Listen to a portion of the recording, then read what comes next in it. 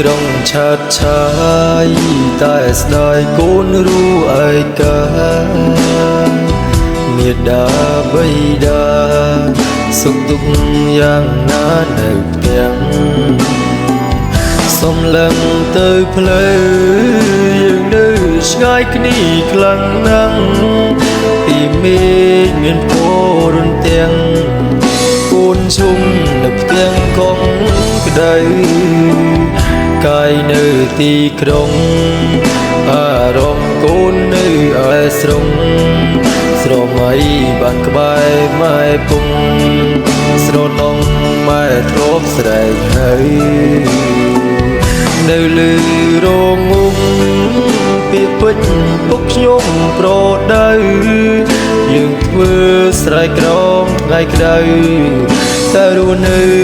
សប្បាយចិត្តនឹងទាំងនឹងមកចង់ស្ដាប់មូទឹកភ្នែកពុំអើយម៉ែអើយកូនបាយរៀនស្គាល់អ្វីជាជីវិតអោក្ដីស្រមៃនៅឆ្ងាយមិនមែននៅចិនតែធ្វើឲ្យកូនជ័យកិនគុំនិនមិនដូចពីក្មេងទួងរុងនៅឆ្ងាយចិនកាយកូននៅដដែលទូគ្មានអ្នកណាមើលថែក៏កូនអាចថែខ្លួនឯងគុំម៉ែគុំព្រួយថ្ងៃមួយគុំพ้นចំបែងរាល់ថ្ងៃកូនប្រាប់ខ្លួនឯងជីវិតត្រូវតែតស៊ូ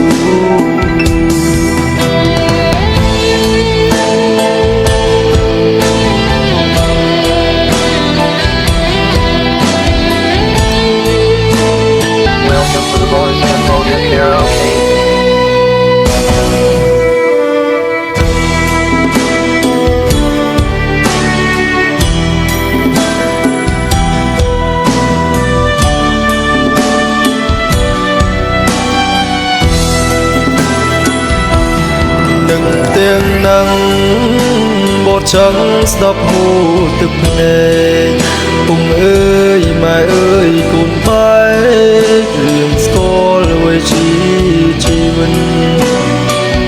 អោក្ដីស្រមៃនៅឆ្ងាយមិនមែននៅចិនតែធ្វើឲ្យកូនជ័យកិនគុំនិតមិនដូចពីក្មេងទួងរុងនៅឆ្ងាយចិនកាយកូននៅដដែលទូគ្មានអ្នកណាមើលថែក៏កូនអាចថែខ្លួនឯងគុំម៉ែគុំព្រួយថ្ងៃមួយគុំพ้นចំបែងរាល់ថ្ងៃកូនប្រាប់ខ្លួនឯងជីវិត